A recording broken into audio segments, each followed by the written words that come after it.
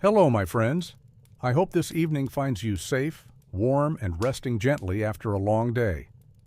Have you ever missed a warning because your mind was too heavy with pain, too tired to notice what grace was placing in your path? Tonight's story begins with a wounded young FBI agent, a snowy road in a quiet northern town, and an old K9 left to fade beside the woods until one fragile breath changes everything.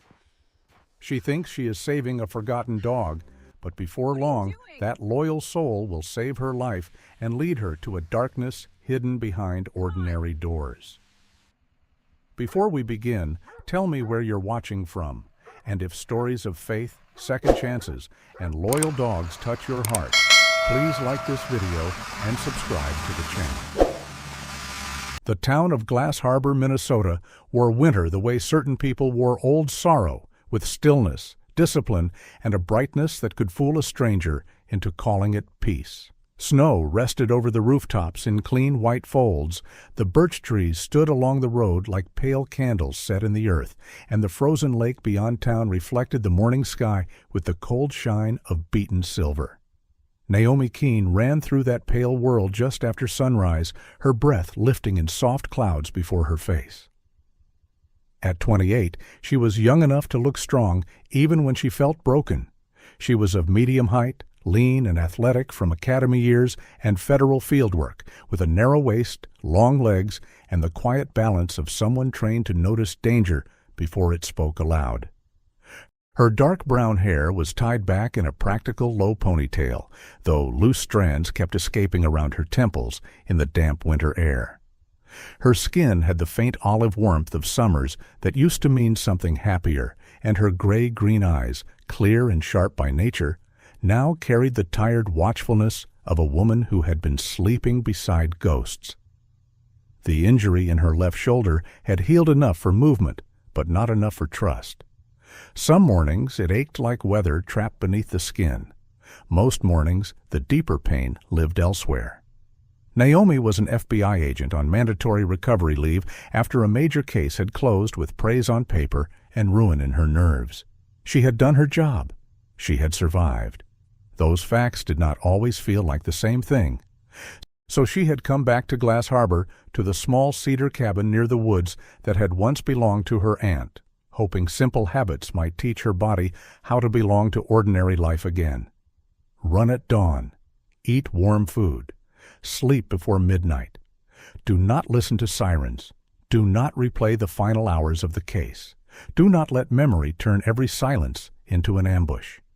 That morning the road curved along the tree line where the town thinned and the forest began.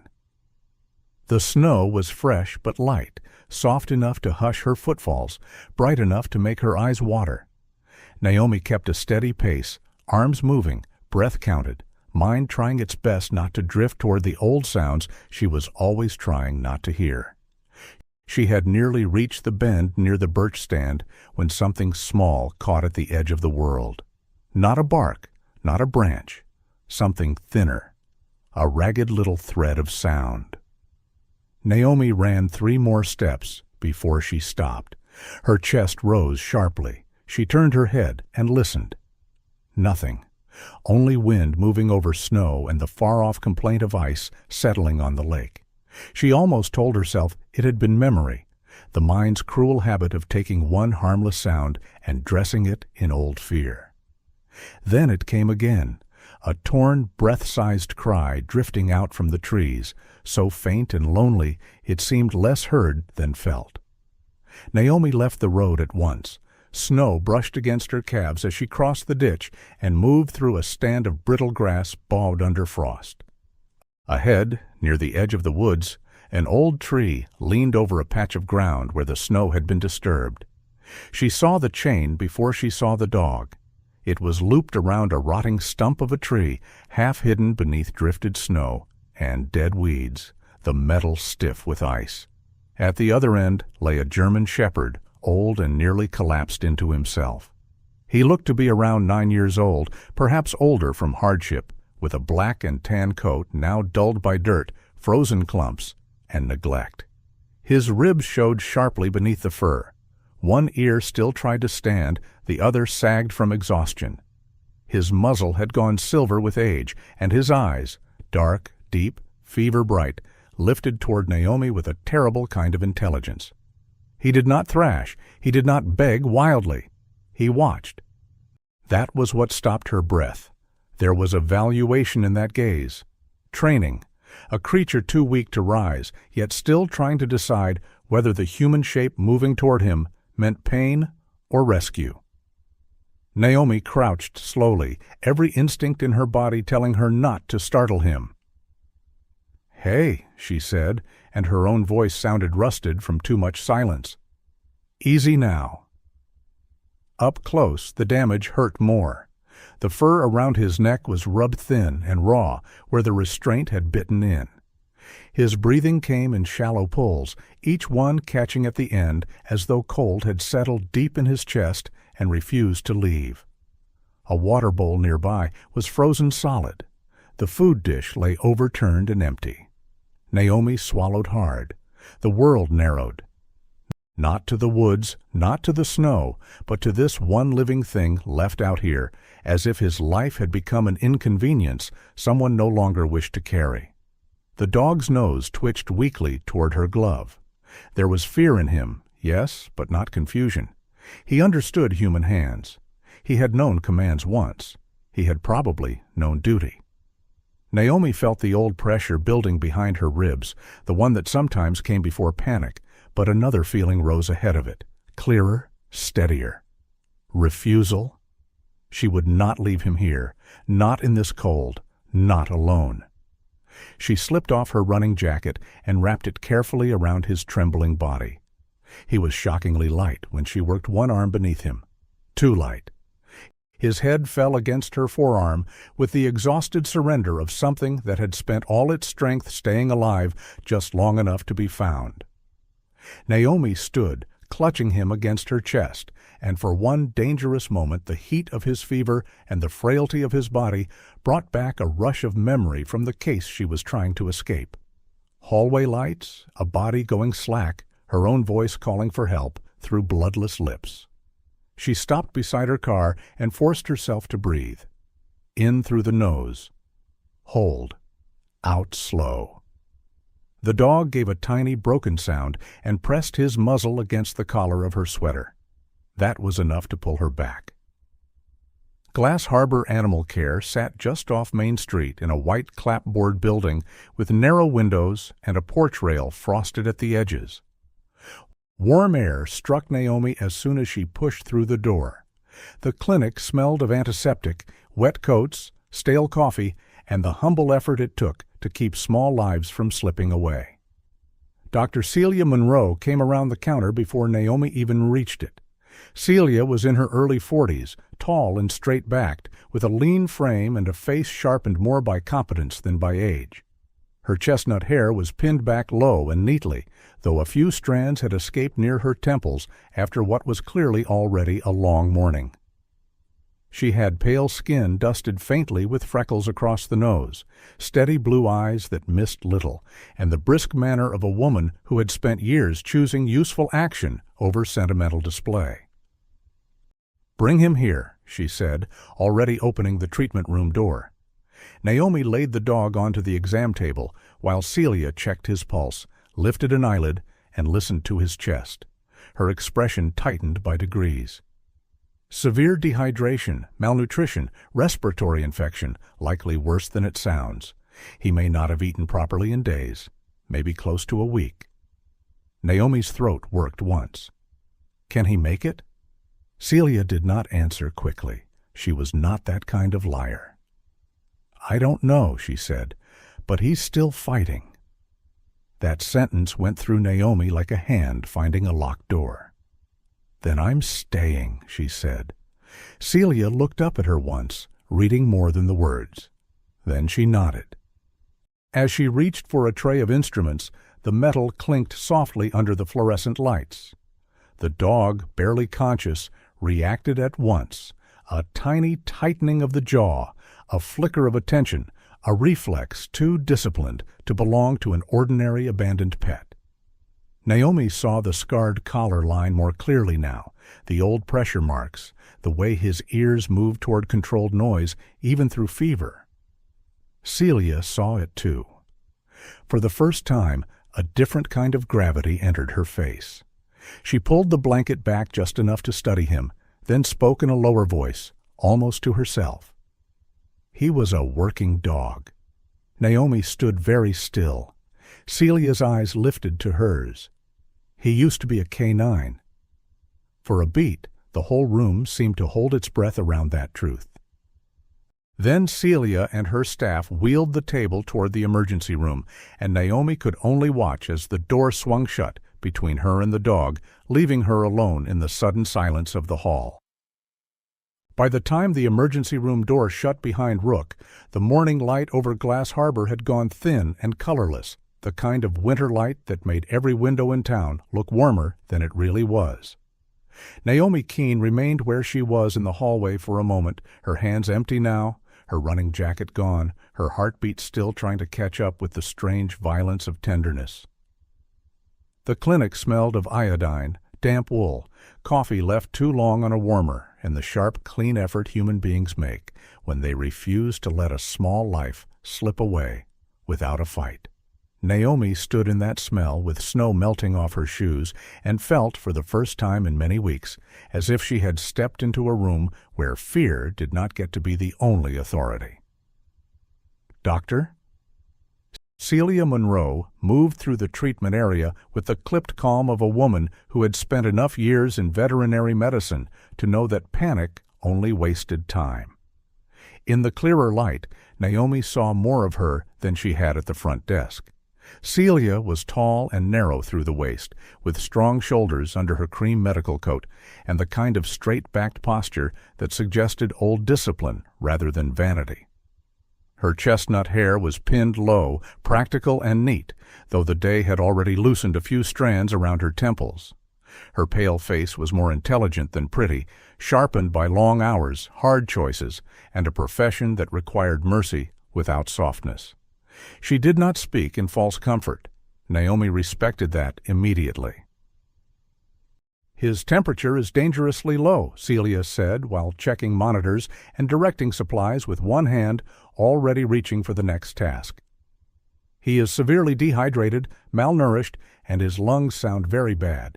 If he has lasted this long, it is because something in him is unusually stubborn." Naomi swallowed. "Can I help?" Celia looked at her briefly, measuring her without wasting a second. "If you can stand steady and listen carefully, yes." That was how Naomi found herself inside the treatment room instead of outside it. She held warm towels while Celia and the clinic staff worked. She steadied a small oxygen line. She wrote down times when asked. She watched the rise and fall of Rook's narrow chest as if numbers alone could become prayer. Up close, he looked older than he had under the tree, not because of age exactly, but because suffering had stripped him down to essentials. He was a German shepherd of about 9 years, perhaps a little more, his black and tan coat silvering around the muzzle and thin in places where neglect had done its quiet damage. Even half-conscious, his face retained something noble and watchful. His ears still responded to metallic noise. His eyes, when they opened in slivers, did not wander blindly. They searched. The young veterinary technician who came in with syringes and fresh gauze introduced himself as Ben Holloway. He was in his mid-20s, lanky and warm-faced, with sandy blonde hair that refused to lie flat, and blue eyes too honest to disguise what he felt. His cheeks were red from running between rooms and winter air, and there was something open and decent about him, the kind of kindness that had not yet learned how to protect itself with sarcasm. "He's a handsome old soldier," Ben murmured while adjusting a blanket around Rook's body. Celia gave him a look. "He is my patient. You may admire him after he survives." Ben nodded at once, not offended, merely chastened in the affectionate way people sometimes are when they know they are being corrected by someone they admire. Naomi caught herself almost smiling. It felt unnatural on her face and yet not unwelcome. The hours dragged in that bright clinical room. Celia explained things plainly as they worked. Fluids first, warmth slow and careful, antibiotics once Rook was stable enough, close watch on the lungs, no heroic assumptions. Naomi listened because listening gave her mind somewhere to go besides backward. That had become the danger lately. Any stillness too deep, any silence too complete, and her thoughts would begin creeping toward the case she had left behind in Boston, the one that had ended with commendations, paperwork, and a body memory she could not quite shake. A slammed door still made her pulse jump. A crackling radio still tightened her throat. She had come to Glass Harbor to rest, but rest had proved harder than work. Work at least had edges. Work told you what to do next. Here, in this room, the next thing was simple. Hand the towel. Watch the line. Stay. It was almost a relief. A stainless steel tray slipped from the counter and struck the tile with a violent metallic crash, shattering the room's rhythm in one bright burst of sound. Naomi's whole body jerked before her mind could stop it. Her injured shoulder flared. For one raw second, the white lights above her blurred into another set of lights. Another hallway. Another moment she had been trying not to revisit. Then something else cut through the panic. Rook, weak as he was, had lifted his head a fraction and turned toward her. Not toward the noise. Toward her. The look was brief, fever-heavy, but real. A small living thing, scarcely holding on, had noticed her fear. Naomi forced air into her lungs and let it out slowly. Ben stooped to collect the fallen tray, murmuring apologies, but the room had already changed for her. She was not here to outrun her ghosts. She was here because a dog was still breathing. Late that evening, when snow began tapping at the clinic windows, Celia scanned for a microchip. The machine passed over Rook's neck once, then again. Nothing useful came back. Either old, inactive, or never updated, she said. Naomi asked if they could notify animal control, check lost dog reports, local vet records, anything at all. Celia nodded, and Ben handled calls between treatments, but the answers came back like shut doors. No active registration, no recent matching report, no owner calling in a panic, no one looking. Naomi should have found that practical. Instead, it made her chest ache. To serve human beings and then disappear so completely from their records felt like a second abandonment. Past midnight, the clinic quieted, except for machines, distant barks, and the low hum of the heating vents.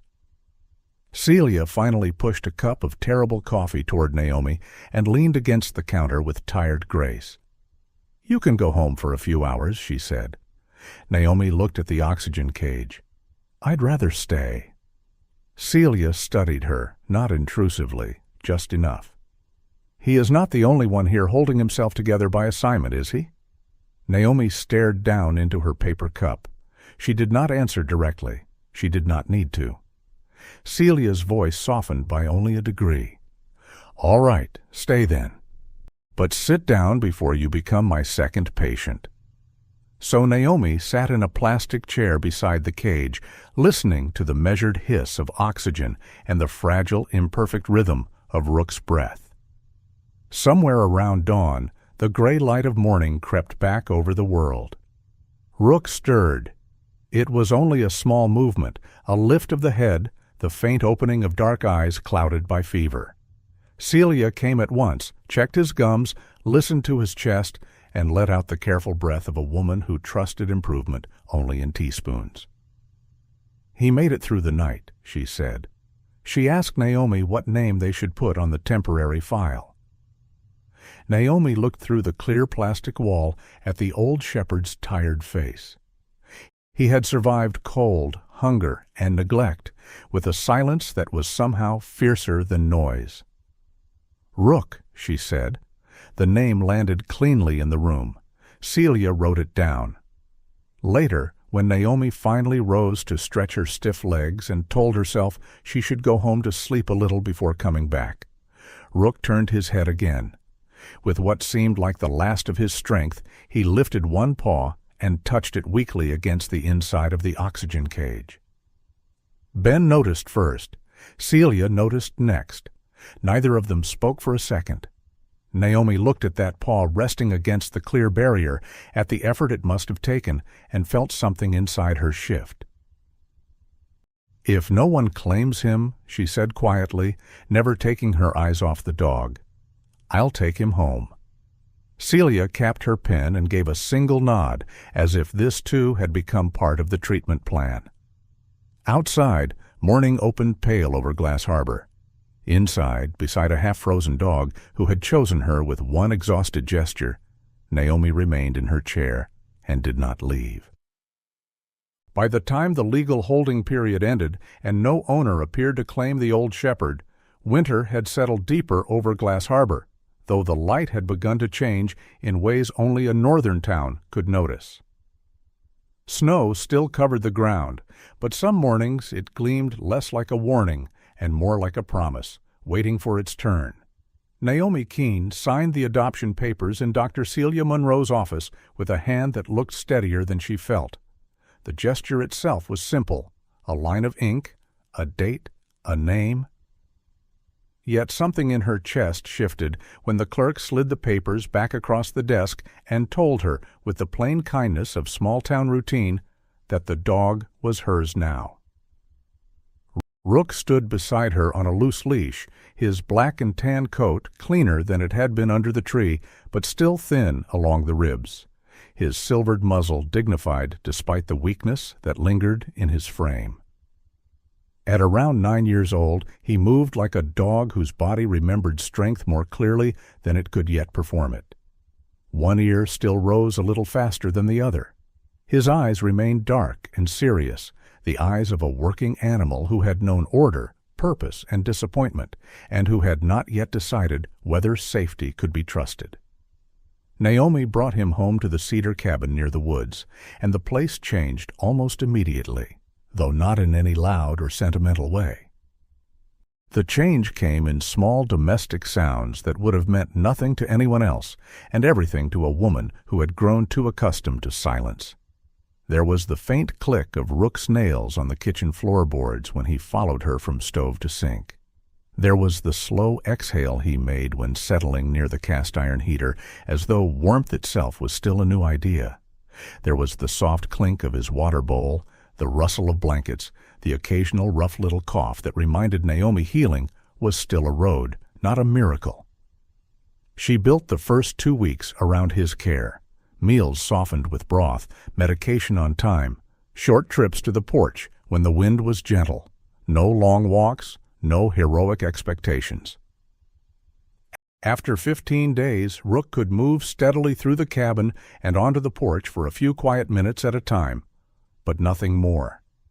He tired easily, and if he pushed too hard, the tremor returned to his legs. Naomi respected that. She had begun to understand recovery in a way she had not wanted to. Her own body carried its own version of limits. Her left shoulder still tightened when she slept wrong. Certain noises still made her heart vault against her ribs. Some afternoons, if the light in the window fell too white and still, her mind tried to wander back toward the case that had split her life into before and after. But Rook anchored her in the present. He did not ask her to explain. He did not treat her like damaged glass. He only watched, listened, and stayed near. Naomi learned his habits the way one learns the weather in a place worth staying, patiently, with respect. He preferred the right side of the hearth, where the heat reached the ache in his joints. He ate carefully, almost formally, like a dog once taught never to lunge. He looked toward doors before they opened, toward sounds before they were named. Sometimes, when Naomi spoke aloud in the cabin just to keep the air from feeling abandoned, Rook would raise his head and track her voice with grave attention, as if conversation itself were part of the job. She found herself talking more than she meant to. "That one's your medicine, not a betrayal," she told him one morning while hiding a pill in a spoonful of soft food. "And no, you cannot glare me into changing the rules." The dog's expression remained noble and unconvinced. Naomi laughed, and the sound startled her by coming from somewhere real. One bright morning, with the sky polished clean and the snowbanks along Main Street edged in diamond light, she decided to take Rook into town for a very short outing. Not much, just a slow loop near the bakery corner and back, enough to let him smell something besides cedar, snow, and her own quiet habits. Naomi wore a navy wool coat, gloves, and boots with good traction. Her dark hair was tucked beneath a knitted cap, and though she looked composed from the outside, she carried the careful vigilance of someone still rehearsing ordinary life. Rook walked at her left side on a loose lead, not bouncing, not straining, but moving with the measured concentration of an old professional returning to the world one controlled step at a time. Naomi had left her official world behind for now, but not entirely. That morning she listened through one earbud to a public podcast on environmental crime and wildlife trafficking, sent by an old colleague who had said, half-joking, that it might remind her there were ugly things in the world besides guns and federal paperwork. Naomi should have waited until she was home. Instead, curious and distracted, she let the voice in her ear pull too much of her attention inward. A horn split the air in one brutal blast, and a dark SUV burst around the snowy bend with sunlight flashing across its windshield like a blade. Naomi had stepped just beyond the safe edge of the sidewalk where drifted snow had hidden the painted curb. She saw the vehicle too late, but Rook saw it first. There was no hesitation in him, no frailty in that instant, only a hard old instinct leaping back to life. He lunged sideways, caught the loose sleeve of Naomi's coat in his jaws, and yanked with a force that should not have lived in his recovering body. Naomi stumbled backward into the snowbank as the SUV shot past, close enough that wind slapped the side of her face. For a second the whole world seemed made of white light and noise. Then there was stillness, broken only by Naomi's ragged breathing and the retreating engine fading down the street. She sat in the snow, stunned, one glove half buried, her pulse pounding in her throat. Rook stood before her with his paws planted wide, chest heaving from the effort, the torn edge of her coat sleeve still hanging from his mouth before he gently let it fall. He was trembling, not from fear, but from strain. Naomi stared at him with the dazed wonder of someone who has just understood that grace can arrive with fur on it. "You pulled me back," she whispered. The words sounded foolishly small beside what had just happened. Rook's eyes stayed on her face, grave and searching, as if confirming she was still here. Naomi reached for him with shaking hands and touched the side of his neck. Beneath the fur she felt warmth, age, and the steady thrum of a life that had already been saved once and had now chosen, somehow, to save her in return. After that, something between them deepened beyond gratitude and duty. Naomi stopped wearing earbuds outside. She began paying closer attention to the ways Rook noticed the world. In the evenings, she tested a few gentle cues she remembered from federal K-9 demonstrations she had once observed from the edge of other people's expertise. Watch. Stay. Leave it. Rook's responses were not perfect, and his age showed in the delay of his body, but the patterns were there. He was not a patrol dog bred for force. He had the contained, discriminating focus of a detection dog, one trained to identify odor, signal quietly, and wait for the human half of the partnership to catch up. Naomi did not chase the thought into old databases or unanswered questions. She had already searched enough to know the past was a locked room. Instead, she sat beside him on the porch that evening, wrapped in a blanket, one hand resting lightly at the rough fur of his collar line. Down the road, beyond the white roofs and frozen fences, a truck engine moved along the highway with a low, mechanical growl. Rook's whole body changed. His head lifted sharply. Both ears came up. Every line of him went still with a tension that did not belong to casual curiosity. Naomi followed his gaze toward the distant road, the last light of afternoon shining cold over the snow. And for the first time, she felt that whatever had entered her life under a dead tree at the edge of the woods had not arrived by accident at all. A few days after the torn coat sleeve and the near miss on Main Street, Naomi began noticing that Rook had developed a pattern. He did not react strongly to every engine, every delivery van, or every rumble that passed through Glass Harbor. Most of the time he only lifted his head, listened, and let the sound go by. But when certain trucks moved along the Southern Freight Road near the old loading yards, something inside him changed. It was not the restless excitement of an ordinary dog. It was focus. Cold, disciplined, unmistakable focus. That alone was enough to make Naomi pay attention. The southern end of Glass Harbor sat apart from the part of town postcards would ever bother with. The lake was still there in the distance, bright as hammered steel under the late winter sun, and the birch trees still threw white shadows across the snow. But down by the freight corridor the charm gave way to chain-link fences, low warehouses, loading bays crusted with dirty ice, and a stretch of road where trucks came and went with the quiet, anonymous authority of commerce. Naomi took Rook there only for short walks, careful not to overtax him. He was stronger now than he had been 2 weeks earlier, but still not a young dog, and not one ready for long exertion. His body had filled out a little. The hollows along his ribs were less sharp, and his coat, once dull with neglect, now carried more of its original black and tan richness. Still, age showed in the silver at his muzzle, and in the measured way he placed his paws on slick ground. He looked like an old officer who had returned to uniform in spirit long before his muscles agreed. That afternoon, the sky was pale blue, and the wind light enough to make the cold almost polite. Naomi wore a charcoal wool coat, dark jeans, and gloves, with her hair tied back beneath a navy knit cap. She walked Rook along the edge of a public sidewalk that ran parallel to a service road near the loading yards. She had not brought earbuds. She no longer trusted the world enough for that. Rook paused often, not from weakness now, but from concentration. He read the air the way some men read newspapers, slowly, seriously, unwilling to skip details. Then the truck appeared. It was a gray box truck, neither new nor battered enough to draw attention. The logo on the side was forgettable by design, one of those small regional freight companies with clean lettering and no personality. But the moment it rolled into view, Rook stopped so suddenly that the leash drew tight across Naomi's gloved hand. His spine stiffened, his head lifted, his nostrils flared.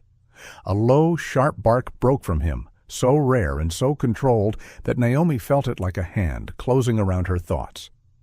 She looked up at once.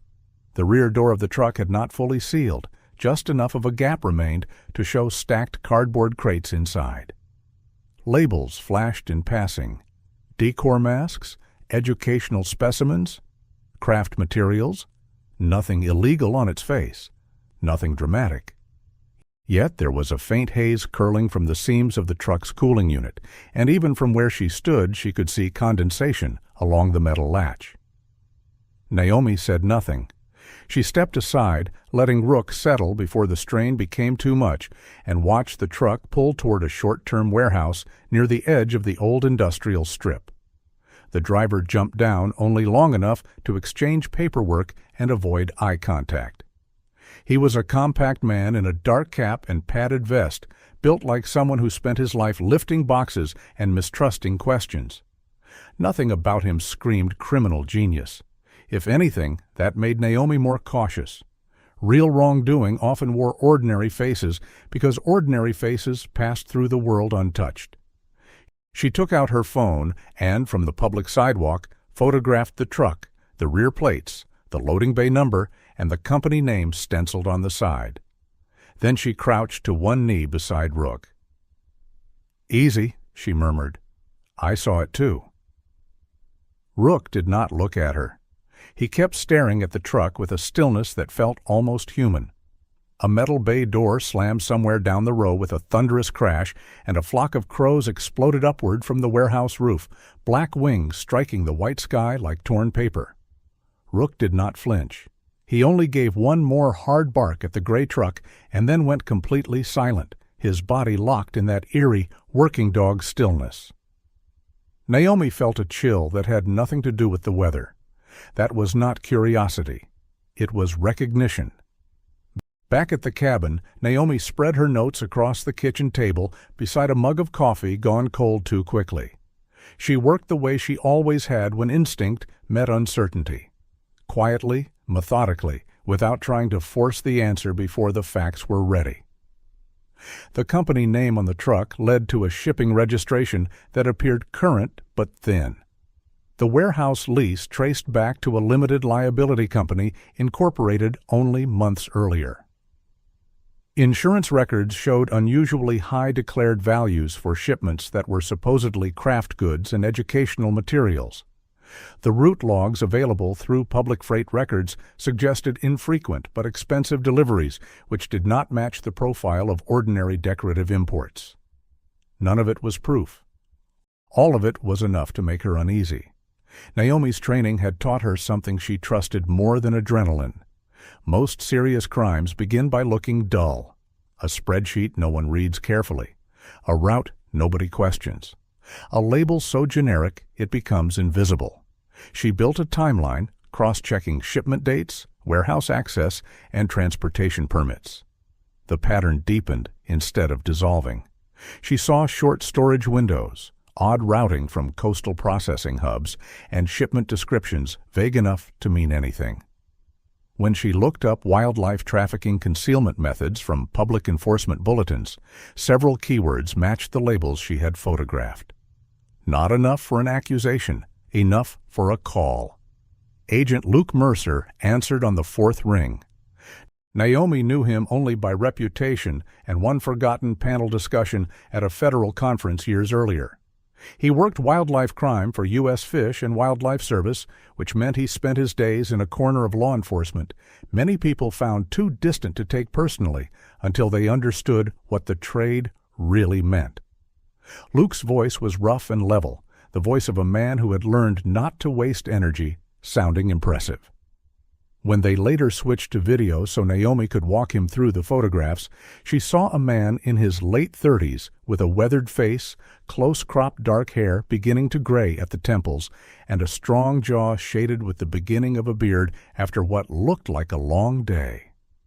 He was broad-shouldered, tired-eyed, and carried himself with the quiet practicality of someone who had spent enough time in the field to distrust flashy certainty. At first he was skeptical, and he had every right to be. "A truck and a dog reaction isn't a case," he said. Naomi nodded. "I know. That's why I'm giving you the records, the labels, the lease structure, and the route pattern, not just the dog." That changed his face a little. Respect, or something close to it, settled into his tone. She told him carefully about Rook, not as myth, not as magic, but as a former K-9 with what appeared to be detection training. She explained that his alerts were consistent, specific, and unlike any response he gave to ordinary traffic. Luke listened. He asked good questions. He pushed where the details were weak. Naomi appreciated him more for that. By the end of the call, he had not promised a task force or a courthouse miracle. He only said he would open a preliminary verification request and compare the company and labels against known concealment patterns. For now, Naomi's role would remain limited and clean. Observe only what was public. Do not follow the truck beyond reasonable civic space. Do not approach the warehouse and send him anything new. That suited her. She was not ready to go back to kicking down doors, and the story in front of her did not ask for that yet. It asked for patience. That evening the cabin was quiet except for the stove's low crackle and the soft ticking of thaw from the eaves. Naomi sat at the small kitchen table, rereading Luke's follow-up email when her phone rang again. It was him. His voice was tighter this time.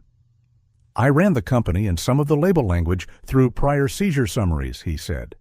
"There are overlaps. Same style of generic documentation. Same cooling patterns. Same kind of short warehouse hold. We've seen similar masking in shipments involving wildlife parts." Naomi went very still. Through the frost-rimmed window beside the door, the road into the trees lay dark and silver under the evening light. Luke kept speaking, but Naomi only caught the last few words because Rook had risen from his blanket by the stove in one smooth motion.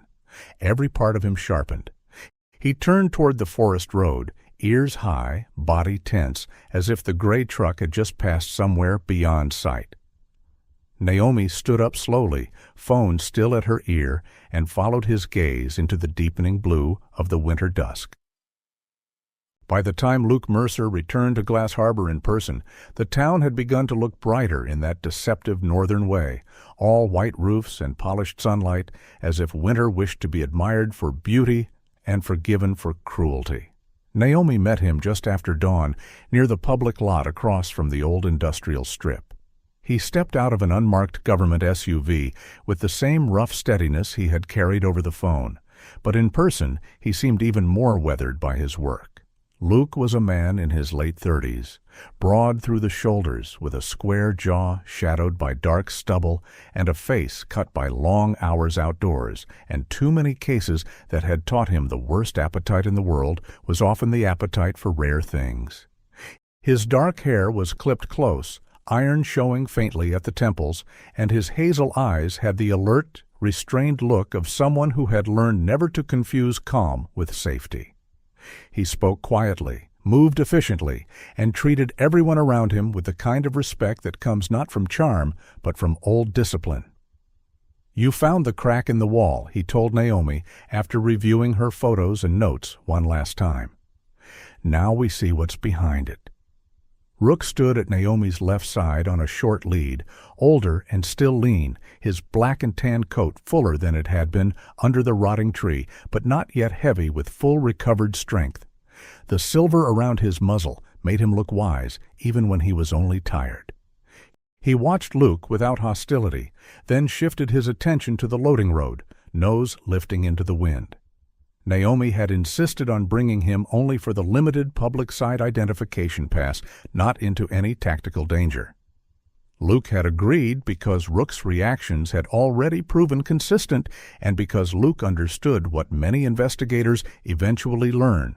Sometimes the smallest witness is the one who never lies. The operation itself unfolded in stages, and that mattered to Naomi more than she expected. No one rushed. No one played hero. Surveillance teams tracked the gray truck through its repeat route from the short-term warehouse to a cold storage building near the edge of town. Paperwork from shell companies matched records Luke's office had seen before in wildlife trafficking concealment cases. The labels were familiar in all the wrong ways: decorative masks, teaching specimens, craft materials, heritage objects, phrases designed to sound harmless, even cultured, while covering trade that fed on extinction. Naomi sat with Luke in a temporary command room set up in a municipal annex and watched names, times, routes, and storage logs gather into a shape that no longer looked like suspicion. It looked like design. The man at the center of the local link was identified by noon: Elias Voss, owner of a narrow antique and import shop on Harbor Street. Naomi had passed that store twice without ever really seeing it, which now struck her as exactly the point. Elias Voss was in his early 40s, tall and elegantly spare, with a face so smooth in expression it almost looked practiced. His dark blonde hair was always combed too neatly, his coats too fine for a small-town dealer, his smile too measured to be warm. He had the kind of clean hands that suggested he made his living touching valuable things without ever carrying their true weight. Luke's files painted him more clearly than the storefront did: discreet, patient, financially slippery, and accustomed to hiding ugliness inside sophistication. Men like Voss did not need to shout. They let rarity speak for them and cruelty travel under polished language. As the afternoon wore on, Naomi found herself standing once again inside the atmosphere she had hoped to escape. Radios murmuring, boots on concrete, clipped instructions, maps taped to tables, the metallic smell of equipment and winter air meeting at open doors. None of it was dramatic. That was the problem. Trauma rarely announced itself with trumpets. It entered quietly through resemblance, a tone of voice, a fluorescent hum, the scrape of a steel door. Naomi felt it begin under her skin around mid-afternoon, that old hollow pressure rising behind her ribs, the sense that the room had tilted half a degree away from safety. She kept her face composed. She had spent years learning how to look steady while storms moved through her. But Rook noticed. He always noticed. A radio on the folding table cracked alive with a burst of static so sharp it cut through the room like broken ice, and Naomi's breath caught hard in her throat. For one dangerous instant, the annex disappeared, replaced by another operations room, another case, another night she had not fully left behind.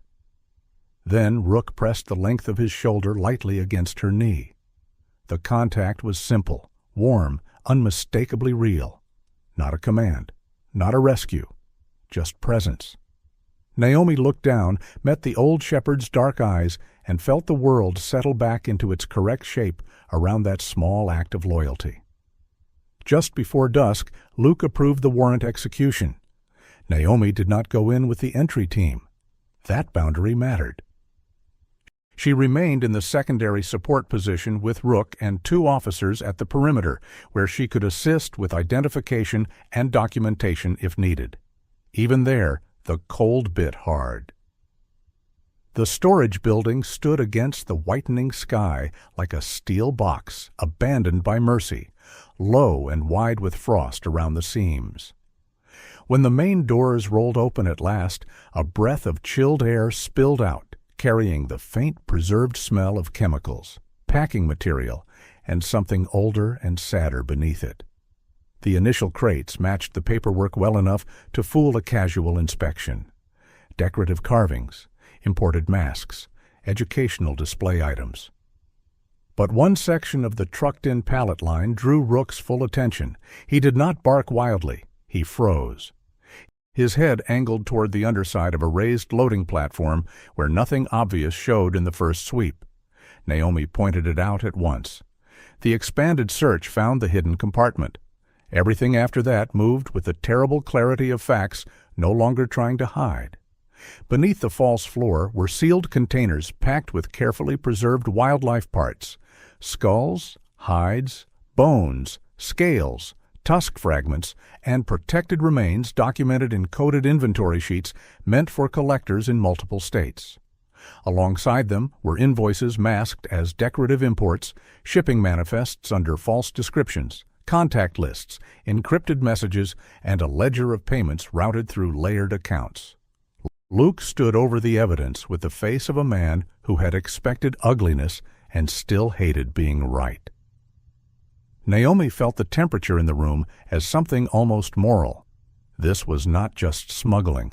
It was vanity dressed as culture, greed fed by distance, death turned into objects for people rich enough to pretend they were only collecting beauty. In the confusion that followed, Elias Voss tried to slip through a side corridor toward a rear service exit. Naomi might have missed the movement if Rook had not snapped one sharp warning bark toward the half-open steel door. She turned instantly, shouted the direction, and one of the outside teams cut Voss off in the snow behind the building before he made the fence line. Naomi did not see the arrest up close. She only saw the aftermath through the open rear bay. Voss in a dark coat against the white ground, his elegance gone small under handcuffs, his careful face finally cracked by the common terror of consequences. It should have felt finished then. Instead, it felt larger. Inside the warehouse, Luke flipped through a recovered ledger, while evidence technicians cataloged box after box. The names on the pages stretched far beyond Minnesota: buyers, handlers, freight brokers, drop sites in several states. He stopped at one page and looked up at Naomi over the rim of the notebook. His voice was low, almost weary. "Glass Harbor is only a transfer point," he said. "This isn't the end of anything." Naomi looked down at Rook, who stood beside her with his old body held straight and his nose still aimed toward the open compartment where the hidden goods had been found. In that moment she understood with a new kind of cold that what he had smelled was never just one truck, one lie, or one man's private ugliness. It was a door, and now that door had opened.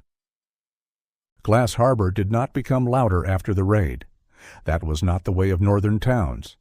It changed instead in the quiet manner of places that have seen enough winter to know that trouble rarely arrives with a trumpet. It comes folded into ordinary things: a plain truck, a clean invoice, a polite man behind a shop counter. In the weeks after Elias Voss was taken away in handcuffs, people in town began to look differently at loading bays, sealed cartons, and businesses that had always seemed too tidy to be entirely honest. Sheriff's vehicles came and went without drama. Federal agents passed through town in unmarked cars. Men at the diner lowered their voices when the old warehouse road came up in conversation. Women at the post office frowned over freight labels they had once ignored. Nothing in Glass Harbor exploded into spectacle. It simply woke up. Naomi Keene returned to her cabin with a different kind of silence around her. It was no longer the silence of exile. It was the quieter space that comes after something hidden has been named aloud. She was still 28, still lean and fine-boned, still carrying herself with the straight-backed alertness of a federal agent, but the edges of her no longer looked quite so drawn. Her dark hair still fell in practical waves when she let it down at night, and her gray-green eyes still held old weather in them, yet there was now a steadier light beneath the fatigue. Recovery had not turned miraculous simply because justice had opened one door. Her left shoulder still ached when the cold settled into the walls.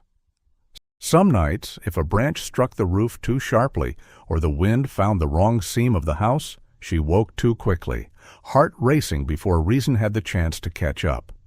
But panic no longer ruled the room for as long. Rook had changed that, not by solving her pain, but by interrupting its authority.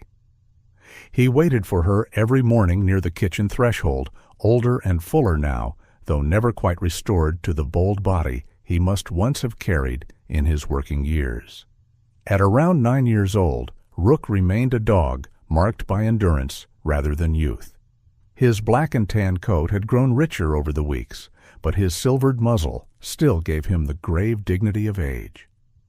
On colder mornings he moved more slowly, and there were moments when one hind leg seemed to remember winter before the rest of him did. He still tired sooner than a younger shepherd would have. He still coughed once in a while if he pushed too hard. Yet when he stepped out onto the porch beside Naomi and lifted his head toward the birches, there was a quiet nobility in him that no neglect had managed to erase. He had not returned to glory. He had returned to presence. That was enough. Dr. Celia Monroe stopped by one Saturday afternoon with a stack of final paperwork tucked beneath her arm. She looked much the same as ever, tall, composed, chestnut hair pinned back at the nape, pale skin touched by winter light, and those clear blue eyes that missed neither weakness nor pretense. But outside the clinic, with mud at the road's edge and sunlight warming the porch boards, some of her severity softened into something more companionable.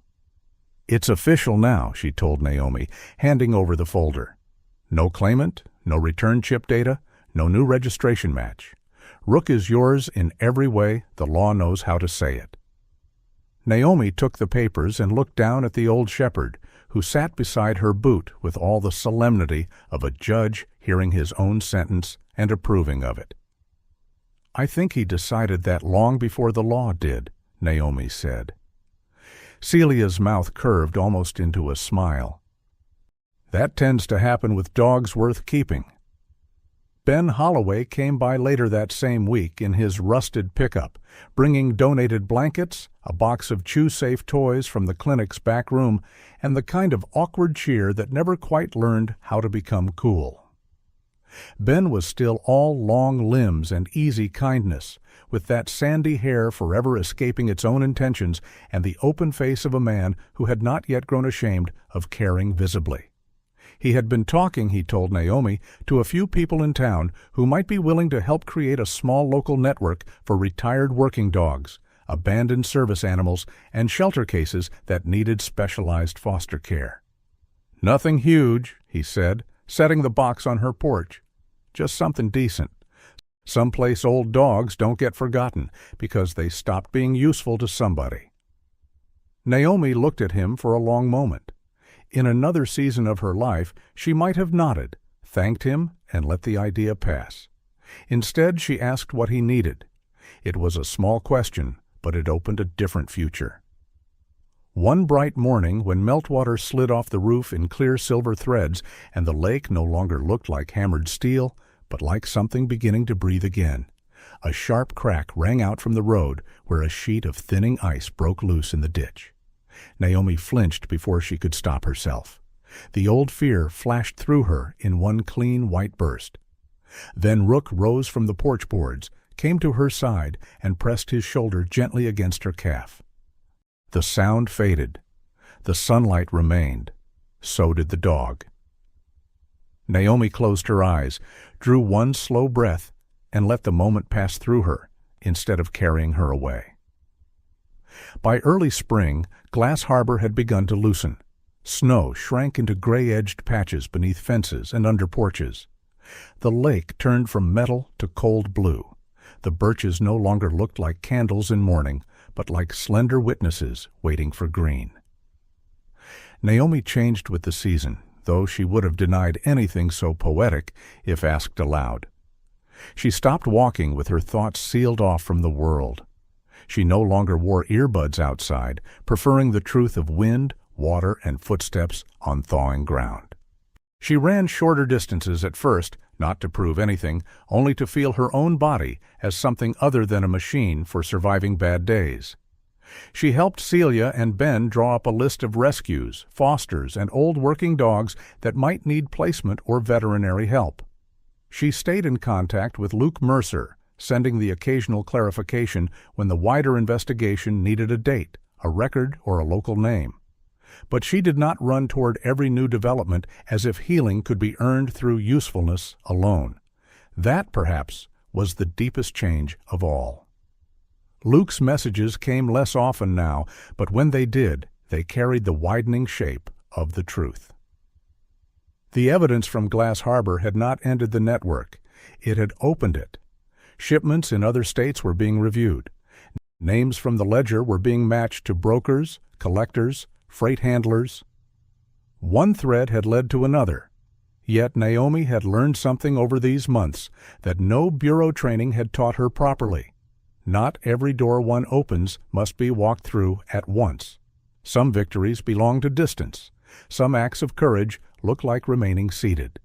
On the final morning of that softened winter, she stood on the porch in a cream sweater and jeans, a mug of coffee warming her hand.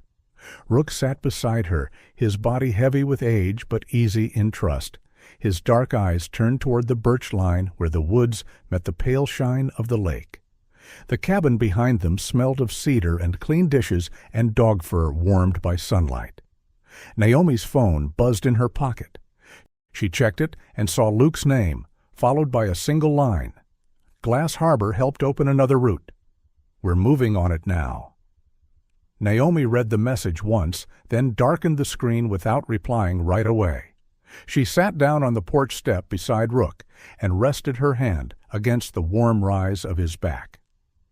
Together they looked out over the thawing world, one woman and one old dog, neither of them untouched by what had happened, neither of them what they had been when they first met, and yet both still here.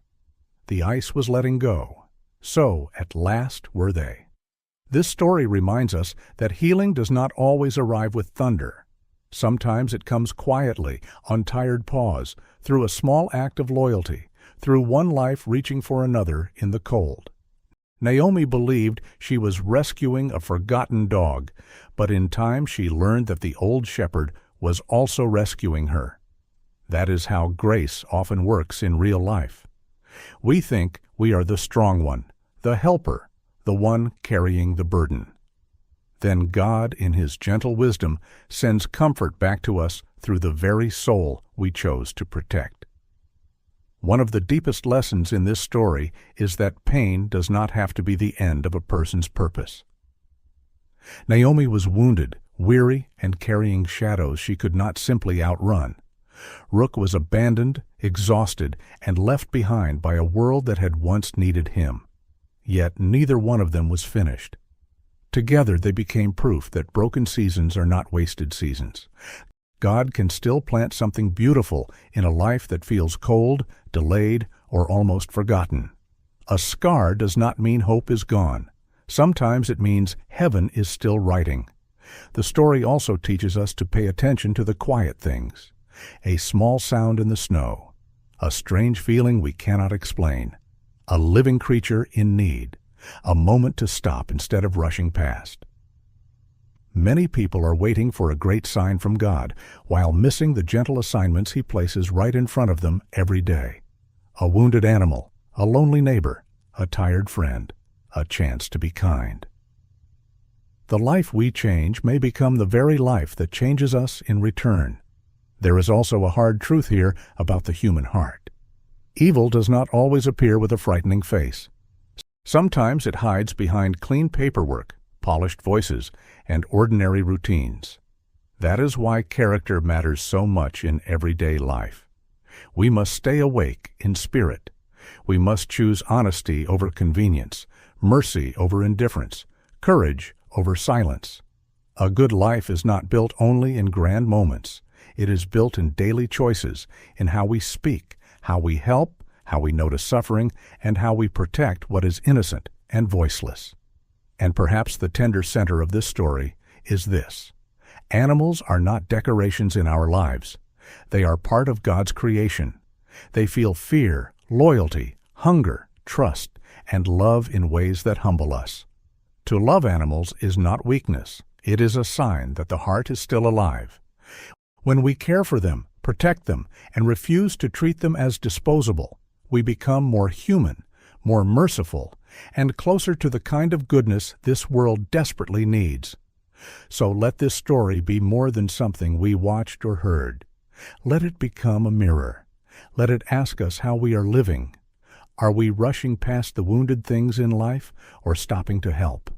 Are we letting pain harden us or allowing God to soften us through it? Are we using our days only to survive or to become a source of comfort for someone else?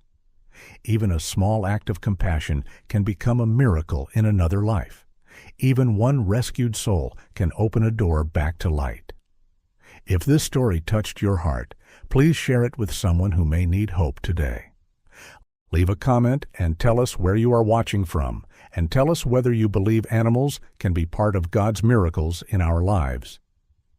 If you believe in kindness, second chances, and the quiet power of love, please subscribe to the channel and stay with us for more stories that bring light to the heart. May God bless every person watching.